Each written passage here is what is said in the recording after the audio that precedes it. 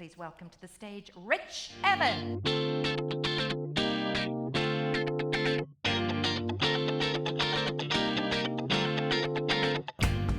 Okay. So yeah, this is how I very nearly wiped out a small village. Um, so how did I do it? Well, we're going back about 14 years. I co-founded a agency called Blue Frog Media, and we didn't know what we were going to be at first. We ended up being an agency that handled community management, and it was right when social media was new for businesses. We dealt with a lot of big brand multi-unit. So Green King pubs, they had lots and lots of different pubs, and all of those pubs had their own Facebook pages. And if anyone's dealt with a scenario like that, it's a nightmare because user-generated content is normally what sets them up with the bad review, and then general managers of pubs aren't necessarily great social media managers. So we grew really, really quickly. And in this instance, I do like a GIF and to bring things to life. So this very precarious looking wall here was me.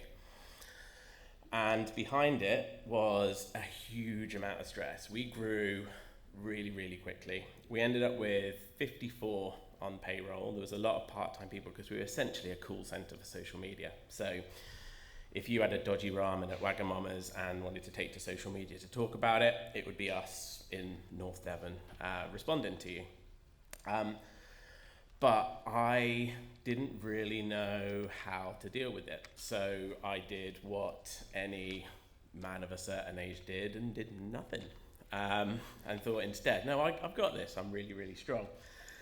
The inevitable then happened, and I got to a point, and there wasn't like a very specific point. There was a trip to Disney World, I think that happened just after it and stuff, but essentially I burst, and luckily had some really, really good people around me at that point that were able to stop the things that this sort of meant, which was I ended up with a really short temper, really irritable, like the simplest of things could tip me over the edge.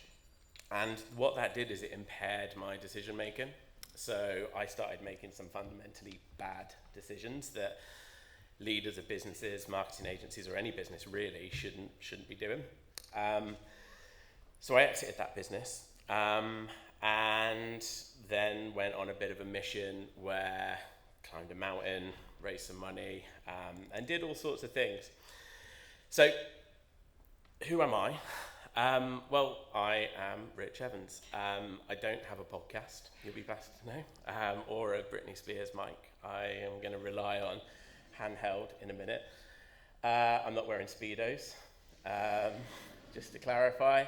I'm also really, really happy that Emma and Rita set the fuckometer, because I was sat there not really wondering, in a new country and things like that. And also to Black Paddy for setting the dark humour level as well, because I will dip into a little bit of humour as well, telling a quite serious story. So who am I?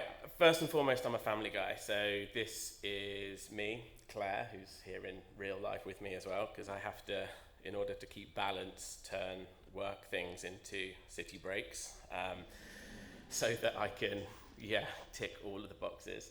And then this is very much our blended family. So my stepdaughter, Claire's daughter, Isla, and my two boys, Josh and Kit.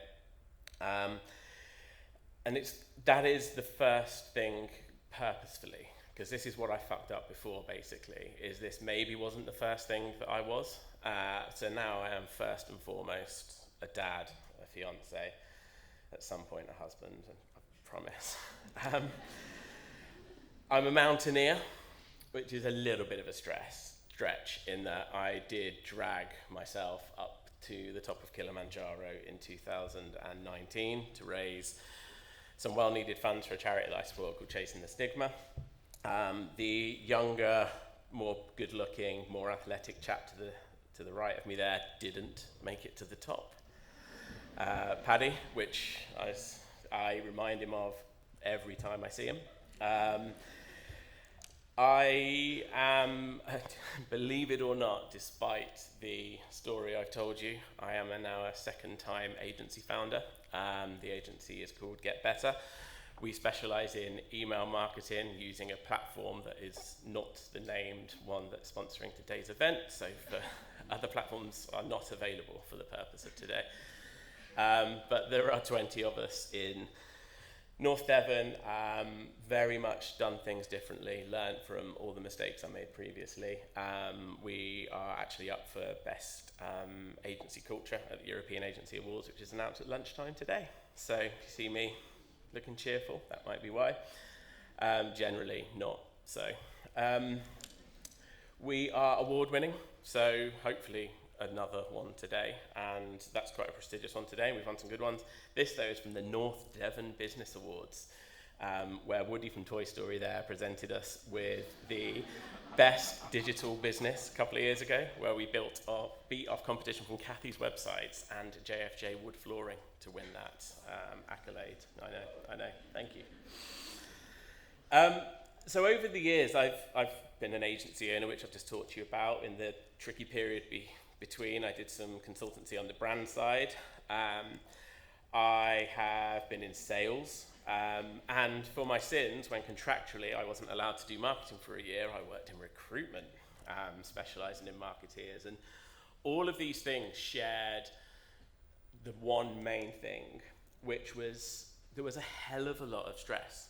And whether that was moving deadlines, changing briefs, unclear comms, unrealistic expectations, ignoring advice, a lot of the things that Emma and Ruta were just sort of hinting at there. If you're self-employed or you'll run the business, late payment, or even worse, no payment. And I like this one because that's me, the silhouette. But what I kind of realized is a bit like this guy here, like we are 65% human body, someone will correct me on this, I'm sure, but made up of water and very much reliant on water. And a little bit like with water for humans, as marketeers, we kind of thrive under pressure. Like we do this job in marketing because of all these things that are the things that ultimately could kill us.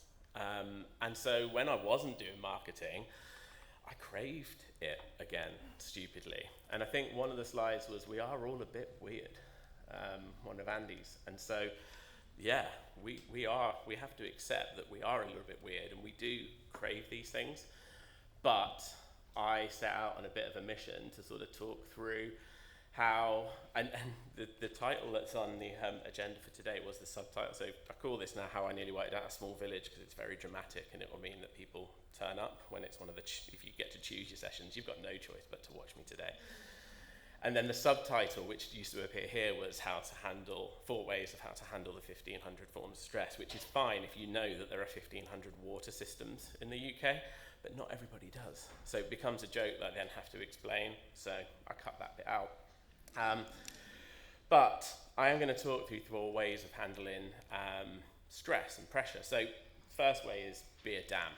So I was a dam. And what I would do is I would just let all of the stress and pressure build up behind me. And my view was that was a really strong, that's the strongest way. I'm not going to let on to anyone around me that I'm feeling all of this stress and pressure because I don't want them to be affected by it.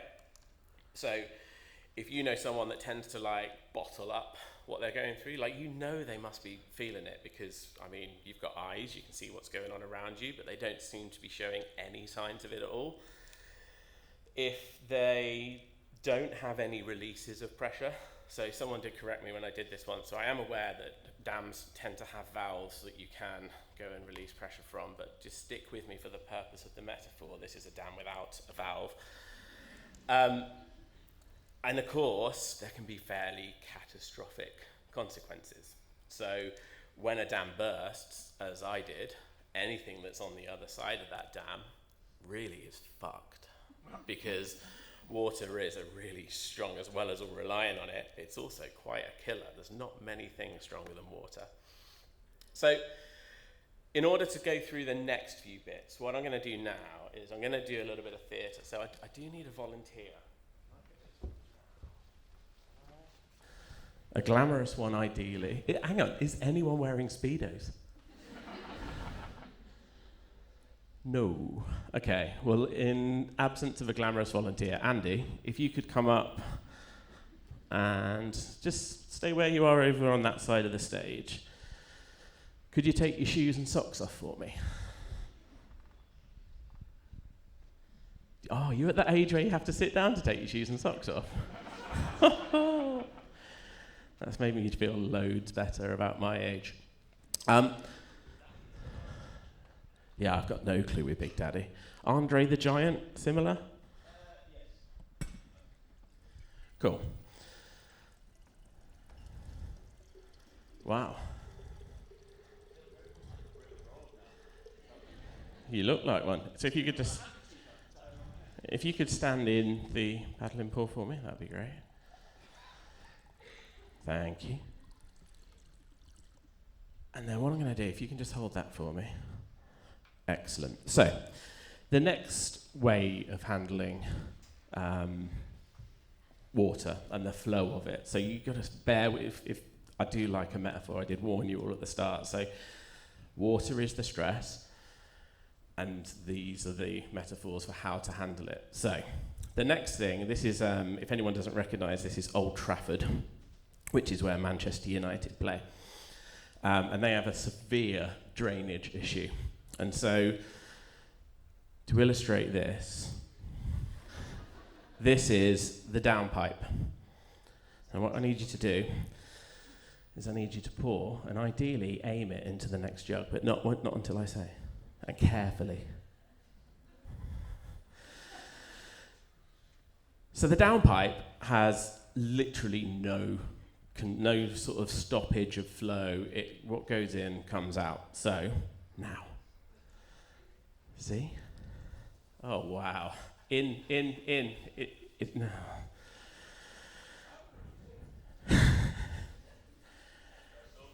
Okay. That's what she, So, the ways in which you might hear someone that would be handling the stress like a downpipe is they wear their heart on their sleeve. Like you always know where you stand with them. They shoot from the hip, so really blunt, really going to let you know exactly how they're thinking. Because essentially, a downpipe has no filter whatsoever. If you can put the downpipe down now, and how much of the water made it into the other jug? Yeah, maybe. I'll give you some more. So the downpipe is not necessarily a bad way to go, and arguably much better than a dam. The consequences for a downpipe are usually for the people that are around them, like their immediate audience, as opposed to the dam, which the consequences are more insular. So if you put that one back down in there now. Because the next one I'm going to show you is the sponge. So the sponge, as Andy's going to demonstrate a lot more carefully than he did with the downpipe, can handle a certain amount of water. That's it, stop. If you then keep pouring water on it without wringing it out, it essentially just becomes a downpipe. Stop. And then if you hand me the jug, now if you wring that sponge out, very well done. Now, the sponge is ready to go again, and it can handle a certain amount of shit, or water in this instance. So, the sponge, as Andy has just demonstrated really wonderfully, and continues to demonstrate, no, it's fine, can absorb a certain amount of pressure. But it needs a bucket, or in this instance a paddling pool, to wring out into regularly. So for me, I stopped doing anything that brought me joy. I wasn't spending time with my kids because I was thinking of the greater good and I was providing for their futures. Kids didn't give a fuck. Kids just wanted me to not be on my phone while they were playing football or be present in a conversation. I stopped playing in a band, I stopped playing football with friends, and basically anything that I thought was stopping me from getting work done or you know, that false sense of getting shit done. So if there was parts of time where I could have been a sponge, I effectively just became a downpipe because there was no sort of release of any pressure and stuff. So the sponge got saturated and I just became a downpipe. I think, Andy, I'm done with you now. I have got some socks here. I've normally got some marigolds and some PPE, but I thought you'd be absolutely fine without it. You can pick You Move. We got these socks when we bought our house. They were the estate agent, or Smartly, which is I don't know what they do. I'll take the one with sheep. That'll be fine. The sheep one. Dry my feet as well. No, I've got no towel, but round of applause for Andy.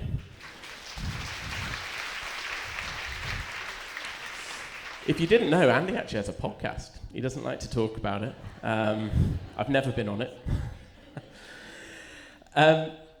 So the fourth and final way of handling water is, it's been on stage all morning here, and it's the water cooler. And this is now what I strive for. So this, believe it or not, travels with me. I brought this with me and the downpipe on a plane from England to Northern Ireland with marigolds and basically everything else that it would look like you would do if you were trying to create something horrendous. The water cooler here, you can see it's got a capacity. So at the moment, because we've taken some water out, there is capacity. So we could absolutely pour more water into the top of here. So it can handle more stress as it stands. If we continually pour water in there, then it will become a downpipe because it will just start spilling over the top, and then you've lost any capacity that you had. So it's kind of got sponge qualities in that respect, because as long as you are taking water away from it, you are increasing the capacity, but it's a lot more measured than the sponge. Okay, so this is more about where you're sort of using delegation or a subreddit group to go and bitch about things. I did an agency roast at an event a few weeks ago because I was sick of talking about email marketing and I only had 10-minute slot. So I did the agency roast, which was really enlightening, where brands said about all their issues with agencies. So as long as we're taking away from this with whatever we needed to do, then that water cooler is a really good self-fulfilling system that can just continually work. It can still boil over though, so you've got to be careful. I think the other thing I like about the water cooler is it's the place where we all go in the office to have that little moment, to have that little chat, to have that little whinge or bitch or talk about the thing that we didn't want to talk about on the call in front of everybody else. So that is the fourth way of handling. So what? Andy actually helped me write this talk because I'm crippled with imposter syndrome. And Andy spoke at a conference that I was at in the Southwest. Must be 2 years ago now. And then was really panicking at the end because he had to get to a train station nearby to get a flight from Luton to Estonia or somewhere really random. Albania, sorry. Yeah, of course. And so I gave him a lift, and on the way there, I was like, the chap that organised that event was a chap called Dave, and knows how passionate I am about this stuff, but how unlikely I was to stand up in front of a room of people and talk about it. So he bullied me and said he'd booked me for the following year to do a talk, and I just needed to write the talk. So Andy helped me with that. And so Andy said at the end, I need a so what. So here's the so what. The personalities are interchangeable. I think I saw a few people nodding and grinning and either thinking of themselves or looking at someone else on the table and thinking of them about what sort of personality traits they maybe have. And I think the main thing to remember is they are interchangeable and vary from day to day. The thing I relate to most about the water cooler is I've got really good now at kind of checking in with myself and knowing where my capacity levels are normally at. If I feel I can take on more, I'll take on more. And whether that's supporting Claire in her career or supporting a team member with a specific issue or maybe taking on a client where I know I'm going to need to be involved, I'm really self-aware at that capacity. It also works the other way though, where from a capacity point of view, I know where I'm not in a good spot, and I know where I need to release some of that pressure.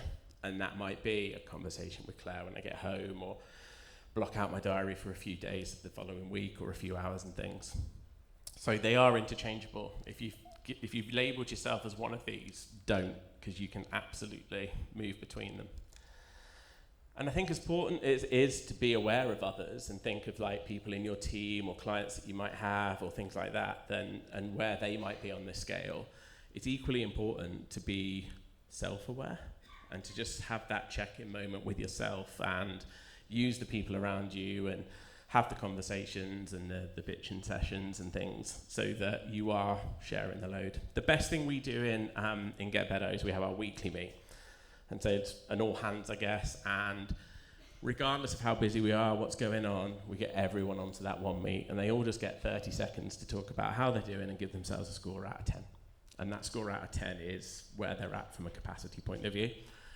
And then you see the little conversations happening like inter-team, where if someone sort of said, look, I'm actually really under it, I'm an 8.5 or a 9, and then someone else in the team has said, well, I'm a 6. What can I do? How can I take some of the load, or basically just releasing as much water out of the water cooler as possible? If all else fails though, apparently these are available, so you could resort to this. But yeah, the main message from me is to stay dry. Thank you. Rich, thank you so much. Honestly, that's hilariously funny, but from the heart. And we really appreciate you and Claire being here, and hope you're having a fabulous city break. So no wedding in the offing? Do you want a City Hall is quite nice at this time of the year. Well, yeah, I mean, we could do it. No We got pressure. engaged in Canada, we considered that. But yeah, there is a wedding in the offing for sure. I hope so. Just not on a date yet. Okay, no pressure. It's all right. You didn't have to disclose. You didn't have to answer that. No, You just thanks for move- bringing it up. You just move away from that. You just. Rich Evans from Get Better, absolutely amazing. Right, glasses on, off. Any questions for Rich? Because he did talk about things that I'm sure all of us can relate to. Hand straight up there at the front row. Now, can we get a microphone to you? Or Rich could, here we go. It's coming. Just over here, right at the front. I know you'll not be able to get through. Why don't we just give you Rich? It's coming. You're It's coming. there. Here we go. Brilliant. If you want to tell us who you are, where you're from today, that'd be fab. Hi, it's Rachel Fairley. This is going to be the most disappointing question ever. Are you having a good birthday? I will. It will get remarkably better in about 3 minutes. So yeah, it's fair to say so far I've just been dealing with anxiety and stress and sweat and dry mouth. But from here on in, I'm really optimistic about it. Thank you. Well, I think we're going to sing. I think that just is what we have to do. It's going to get better now. Ready? Happy birthday to you. Happy birthday to you. Happy birthday, dear Rich. Happy birthday to you. Mwah, mwah, mwah, mwah, mwah, from all of us here in Belfast.